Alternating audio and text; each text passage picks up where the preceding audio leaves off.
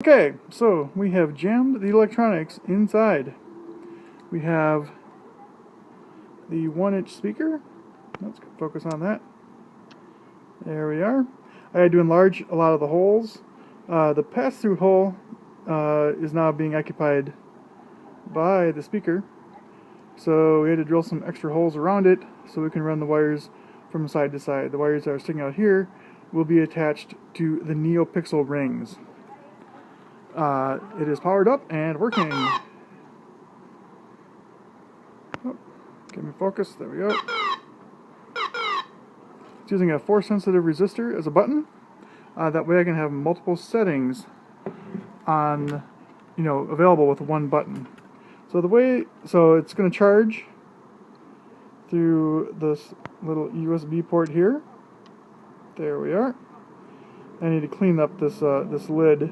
I have to get it glued properly. But this panel here pulls out to reveal the works. I don't have too many wires catching, so we can do this one-handed. To reveal the works. We had a little edit there because I had to pull some wires. I hadn't realized I had not left any slop on the wires that run to the front area, but now those are pulled back and there's a little more room. So what do we have?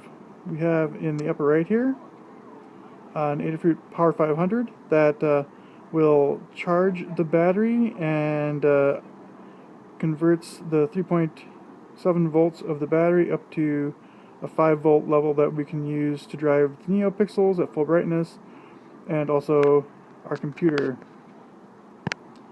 On the left top we have the mono amplifier, which is turned pretty far down because it's got plenty of power. It could blow out that speaker. Below that we have the new Trinket from Adafruit called the Trinket, or the Pro Trinket, which is pretty much an Arduino R3 with like 2 pin differences and a different bootloader, but very, very tiny. It's positioned so that if we pull this drawer out, I can program it through here. I don't know if we can see inside. Probably not. You can almost see the battery in there. There's a very large lipoly battery filling this section of the gun, and then the wires are coming out for the Trinket, for the pixels, Neopixel rings, and the speaker. The Neopixel ring assemblies are finished, and basically, let me get the idea here. Those will sit about there and do their